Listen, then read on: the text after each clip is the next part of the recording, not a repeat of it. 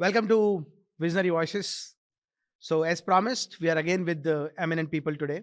Discussion is different. Discussion is towards making legal professionals, and we are talking about law as a career. We are talking about new age specializations in law. We are talking about technology intervention in law, and I have two eminent people: Dr. Lashmi, who is Dean of Unitedworld School of Law, Karnavati University, Gandhinagar, and she is a thorough academician throughout 20 years of teaching experience and has taught at places like NLU Raipur. Then I have Mr. Saksham Mishra, again a postgraduate from NLU Bangalore and is pursuing his PhD from Gandhinagar, NLU, GNLU. And good part is that he himself has specialized in a very different specialization, energy law as well business law. So I think right people, right set of minds who will be talking to you on these new specialization and what are the career options that you can make in these specializations. Hey aspirants, welcome to Pathfinder's Visionary Voices. So as promised, we are discussing again with some eminent people, but this time on a very different subject. Now I'm targeting those aspirants who are preparing for CLAT. I'm targeting those aspirants who have just appeared in CLAT and looking for a law college. I know NLU is the most coveted destination, but there are many other law schools which are doing, I would say, fabulously well. I would say exceedingly well in terms of creating legal professions, and these legal professionals are doing wonders across the nation. For this, I have two eminent people with me. So I have with me Dr. Lashmi. Dr. Lashmi is Dean at Unitedworld School of Law, Karnavati University, Gandhinagar, Ahmedabad. And yes, I'm talking to her on a couple of questions, which I'm sure that these questions are yours. Because I know when you interact with people like us and ask these questions, sometimes you need to get the answers directly from those people who are dealing into such matters. And she is teaching law candidates from past 20 years and has taught at places like NLU Raipur. So I think you will have a wonderful session with Dr. Lakshmi. Welcome to this session, ma'am.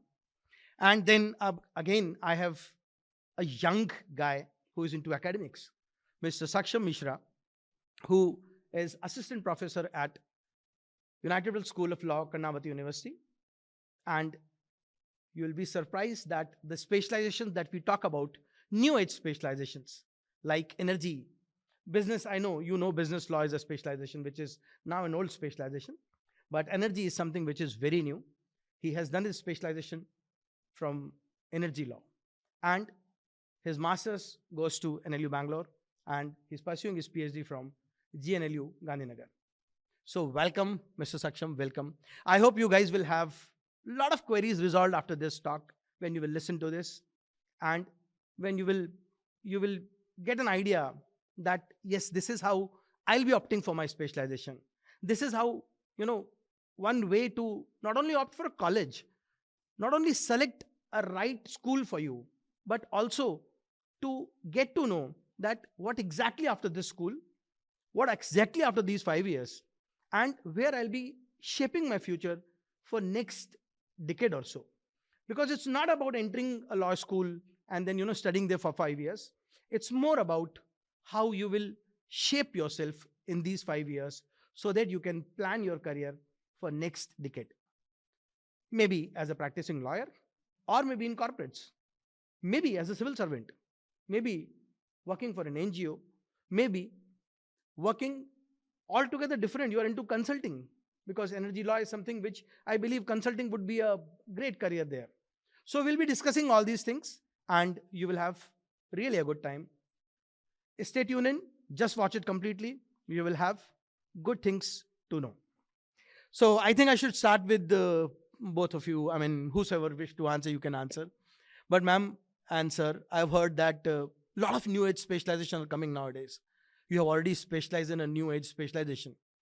So what are these new age specializations which are there in law, which are really coming up nowadays? Sir, I will start with my experience. So, when I did my law program, 1993, for the law students, after they complete their law program, there was only one option: you go to the court and you have to practice. So, the specialization was only whether it is civil side or the criminal side. There was no other option available. And the students, with the mindset that they have to go into the courts and they have to practice. So, that was the only idea. Now, in the past 20 years as an academician, what I see the change which is happening is that slowly other specializations and other opportunities started coming, and then corporate law, business law, and then slowly IPR. But currently, if you see, the number of options are like numerous: environmental law, entertainment law, sports law, cyber law, data privacy law, energy law, artificial intelligence, like the sports law. You have so many options available now for the current students. And currently at KU itself, we are offering all these options because the students are so curious to get into different fields. So the options available are numerous now. The specializations are so many available now. Guys, this is wonderful. In fact, a couple of them are new for me also. And believe me, I mean, बहुत changes हो रहे हैं. Ma'am, since you have actually named Hmm. 5-7 specializations, what are the career options in these specializations? Like you did it from energy law. So, what are the various options which come out after these new age specializations? First of all, let me tell you, like, whenever we talk about these specializations like energy law, space law, or as ma'am has highlighted, uh, entertainment law, you know, the first thing which comes into question is what is energy law? What is entertainment law? Sometimes they think that this might be suitable for actors or this might be suitable for engineers only. But I need to tell you that these areas are very well open for lawyers also. And when we talk about the career options broadly, there are three different kinds of career options available. The first is compliance or transactional work, where you facilitate the entire business, because these sectors, when they grew, the law were implemented to enable the business. So first and the foremost option is to work as an in-house counsel for a company and do their compliance work. Entire transaction of business, like a company is willing to invest 1000 crores or in oil rig in India, you need to do a lot of documentation paperwork, right from the taking clearances from the government departments, for foreign exchange ministry, etc., etc. The next option is when the business transaction fails, then it turns into a dispute. So you have to litigate before the regulators or before the court. So you have varieties of regulators like Petroleum and Natural Gas Board, electricity tribunals, Supreme Court, High Court, in fact, sometimes even district courts. So you need to go and represent your party in the disputes. So the next option is to act as an advocate and represent your client in dispute. So first is the transactional work, second is the dispute. And the third is slightly different, but that is academia, doing the research, developing the scholarship in these subjects so that new advocates, new lawyers, they can grow and read your work and then can prosper. So I think these are the three core verticals of any area. That means there is a whole lot of work that these guys can do. So this demand would never go down. So this slightest of doubt should not be there in your mind that you're only preparing for a litigation or crime, civil, or contract are the only things that you have to study. There is something new on the plate, and there is lot more to do in this field. So guys, I mean, if you're passionate about, you should actually listen to us carefully and then let's take this ahead. Technology, the new intervention. What is the role and influence of technology in the not only in the new age but in all the specialization in the entire field? I would say how it will reshape this particular segment of academia. So basically, see, the intervention of technology has altogether revolutionized the legal profession. Now you cannot just say that I know the law. You need to be tech savvy. At this, because the demands of clients are increasing and you have limited time. So you need to be well versed with the new AI tools and technology to do your research in a very efficient manner and in a timely manner. So for young students, nowadays it is not only enough to be well versed with the sections or with the laws, rather they need to be very handy with the technology. And this is where the role of law school comes in, to make them well prepared right from the first year itself, how to use advanced legal data research systems. So you mean to say that AI would typically enter into this also? And the old orthodox people, eventually they have to retire. So they will get obsolete and AI will have its intervention? It has already. Even in fact, in the Supreme Court also now there are cases where paperless filing are going on. E-filing, virtual courts. Virtual courts. These are the norms today. In fact, post-COVID, this has increased in a astronomical way. There are cases where you need not to file a single paper; it's completely online filing, and you can take regular update of the stages of your suit or trial. So guys, you need to be tech savvy, number one. That is typically our discussion so far, summarizing. And tech savvy doesn't mean that you're on your mobile. Tech savvy means that you know the tool, you know how to implement the tool, you know the application. Ma'am, since you are into academia from past so many years, if you look at last 5 years, then you would find that there are a lot of changes coming in with the intervention of tech. So how do you keep pace with the syllabus and pedagogy at the university level? And typically when these young minds are coming to you for next 5 years? So last 5 years, I can say that it was a drastic change. Lot of developments which has taken place. For example, these cyber crimes, which are borderless crimes, cyber law, these are all recent development. Like in IPR, for example, using artificial intelligence, I gave a prompt to the ChatGPT saying that I have to send a motivational story to my student. I have to tell them about sincerity.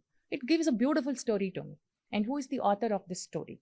And these kind of questions which doesn't have answers now. So this is going to be a challenge for the next generation of the lawyers. So these areas which are evolving, these areas like cyber crimes, this data is the new goal now, data protection laws. So these are all going to be the next generation which has to answer, which has to find answers for these questions. So in the past 5 years, I see a lot of drastic development which is happening in the legal field. So you will have to, I'm sure. So accordingly, the curriculum keeps changing. New, for example, currently if you see at Unitedworld School of Law, 26 different elective courses are being offered.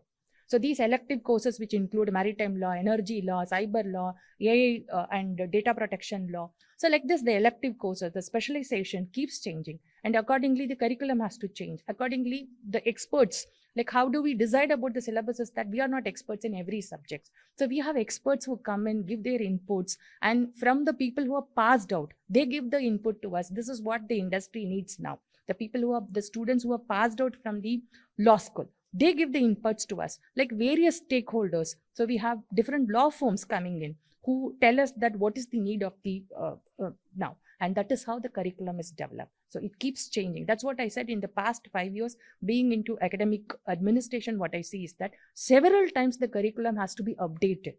For example, this year alone, we have introduced a new subject called as artificial intelligence in legal practice. That is the need of the hour. And we have a law firm which is specializing in these cases.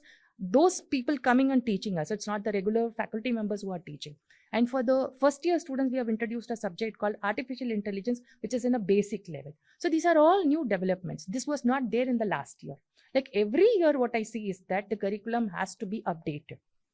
And that is how we are keeping pace with the change in the legal field. Sir, question बहुत commonly आता है बच्चों का, that what kind of a global exposure typically a law student gets, and what we are teaching or what are the trends in India are the same emerging trends there globally also? See, first of all, I must say it at the very upfront. In today's world, you cannot remain prosper in your career by reading national laws. You need to be international, since it's an era of globalization. So whatever happening at the national level, that is directly influenced by the international developments taking place. So the student need to maintain that symmetry of information between international affairs and the national laws.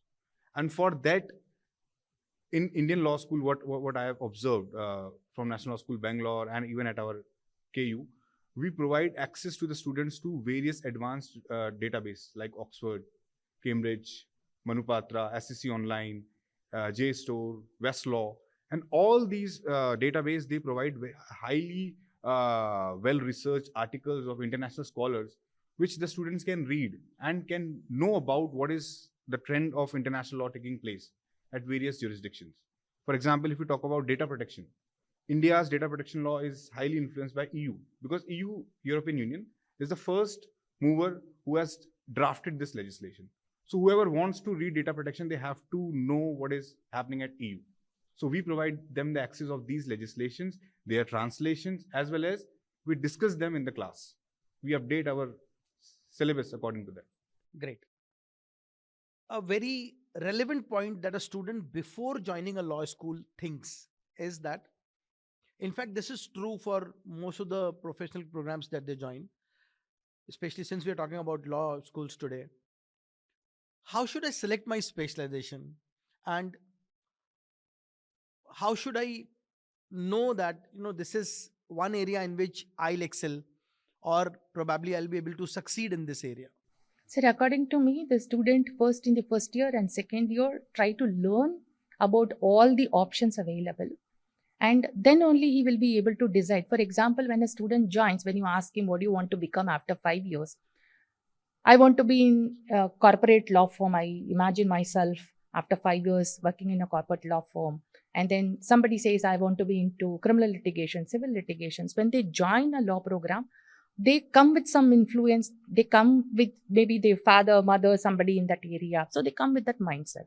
But after first year and second year, doing various internships, going through various courses and understanding various elective and specialization courses offered in their school, slowly they will identify what is their area, what is their liking. So that takes at least 2 years to understand. So first 2 years, they have to be with their open mind to understand what are the various options available. And only in a third year, they will be able to decide what specialization they have to choose. And what we do in our law school is that in the every month there are several special lectures and we have a program called as Legal Eagle, where we bring eminent people from the various sectors, maybe a partner level person from some law firms, and sitting judges, retired judges, and people who are into different specializations like if IPR, energy law, health and law, medicine and law. And then these kind of opportunities we give to our students to slowly make them understand what specialization they have to choose when they come to their third year. See guys, what you have to understand is that I always say that you learn by doing it. You know by doing it. So for a specialization that you're looking at, as ma'am said, spend time in the internships and do as much internships as possible so that you know the field, and then, directly in the office or in the shoe sitting there, you would understand that am I for it or not? Main hoon ya nahi hoon? And that typical working would answer this question. Because again, I would say introspection will come into picture. First 2 years, you'll be with your professors, will be your teachers, will be with these guest people, these eminent people, and then probably you'll be able to decide better that how should I opt for it, or which one should I opt for it. There is no formula for it. The only formula is that know by doing it. This is typically what experts in this field, and these people are doing it from past so many years, and they know it. So they are telling. So I believe that this is the right empirical formula for you. Okay. So ma'am, most of the aspirants before joining a law school, they typically get 2-3 months at their place. Like for example, their exams would be over by May. Maybe nahi, it's over by April only. They typically get, before coming to you, they get 2 months. Full April, full May. And nowadays, since CLAT is conducted in November only, तो 2 महीना तो आप मान के चलें, अप्रैल में, जून 3 महीना मिलता है. Before joining a law school, what all they should do, sitting at their own places? So first thing is that update yourself with all current happenings. So reading, nowadays it's not newspaper, it can be blogs created by people like you who are experts in this, which gives them a lot of information about the law schools. So that is very important step, and be curious to learn many things. And for a lawyer, law is nothing but common sense. And preparing yourself for the law school is that observe things around you, learn so many things. That is a basic qualification for a law student. And then preparing yourself for the entrance examination, CLAT examination. So you have to be thorough with the question paper pattern. You have to be thorough with what is the syllabus for it, and you have to keep yourself ready for the examination. See, once you have qualified for the law school, once you have cleared CLAT, after that you're joining a law school. So during that gap, I'm summarizing it, that keep yourself updated. Read a lot from a variety of sources. Ensure that you have knowledge. Ensure that you get information from variety of sources, and then you join a law school. Yes, you'll be taught here, but before that, you have to come updated. That's the whole point.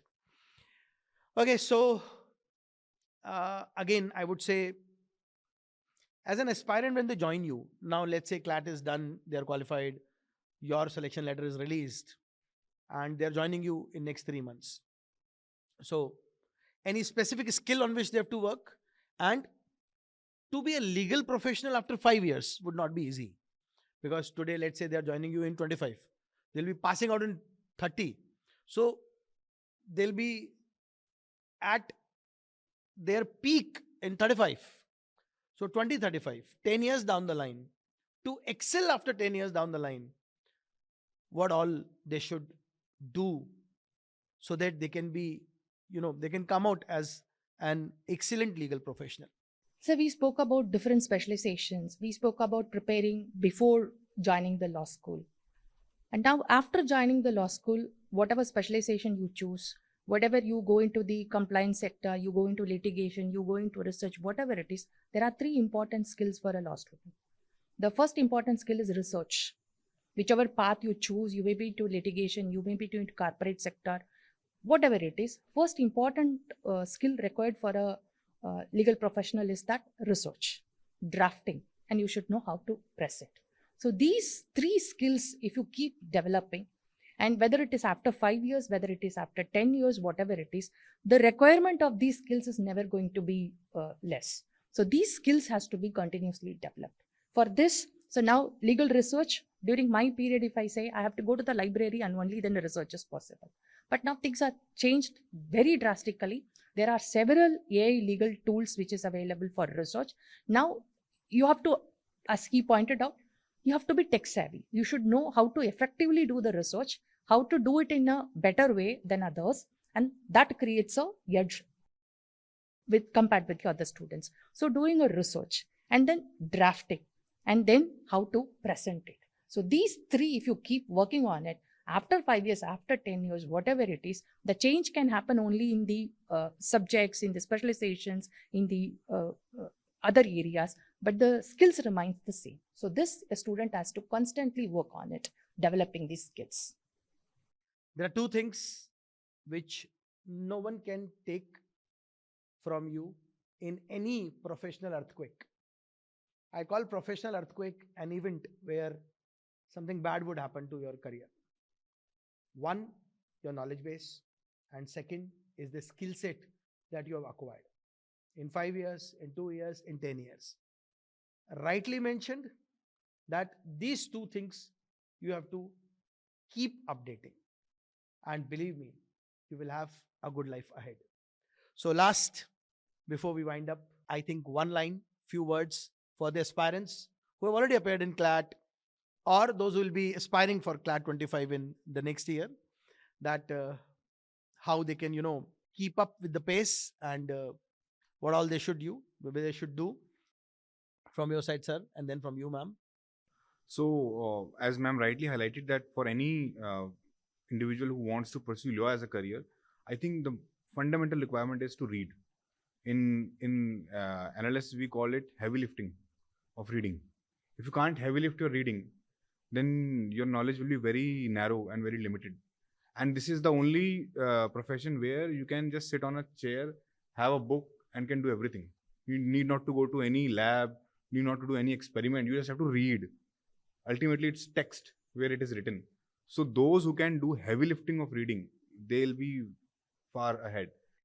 That's why it said that if your reading comprehension is strong, then only you should enter into this career. And I always say so that, reading comprehension plays a very crucial role while you enter into this career, not only at this stage before the law school, but even after the law school, as he said that he is giving you a term, heavy lifting, that is your reading habit should uplift always. Ma'am? Yes. So my view is also the same thing. Reading is very, very important for a law student. For example, when I studied law, whatever law subjects we had are not there now. So every year, every period you see, there are many new subjects coming, and a lawyer who doesn't update himself will not survive.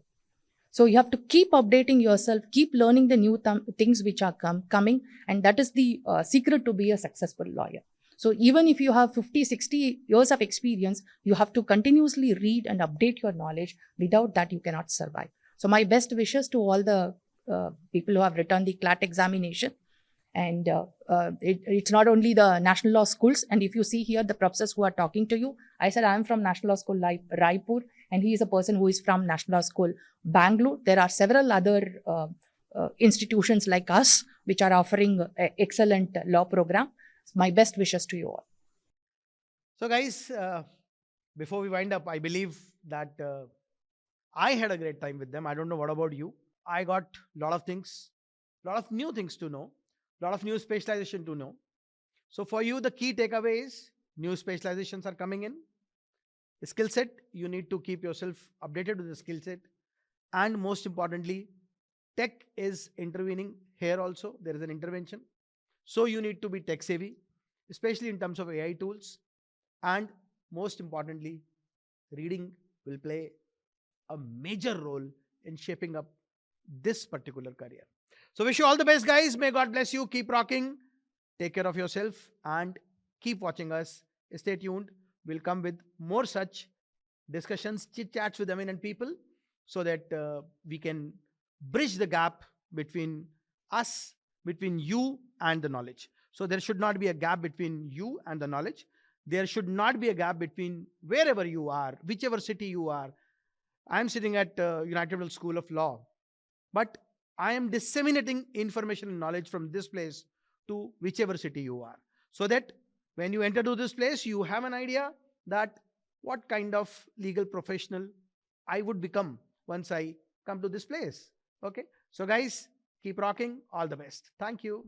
Hey guys. So I think we have done a great discussion with these people, eminent people from the field of law, from the field of legal professional. And as always promised to you that I'll try my level best to get your answers resolved and get your queries resolved. You would have received a couple of answers by now. सबसे पहले specializations कैसे लेना है, तो खुद से खुद खूब सारी learning करनी है by doing it. And you will have to go for multiple internships. Then only you will come to know about the specialization. Second, you will have to keep updated with your knowledge base. You will have to keep updated with your tech base, because technology has now an intervention in legal field also. And you should keep yourself updated with AI tools as well. और सबसे important है जो आज के इस discussion से बाहर आया, which I always say that your reading will play a major role in this profession. And most importantly, you need to keep updated yourself in terms of knowledge and skill set. Professional earthquake जो मैं बोलता हूँ, कभी अगर आएगा तो दो चीज कभी नहीं जाएगी. One is knowledge and second is skill set. So guys, इसमें कुछ चीजें आपको मजेदार मिल गई आज, जिससे काफी सारा queries resolve हो गया before you join a law school. All the best. Keep rocking.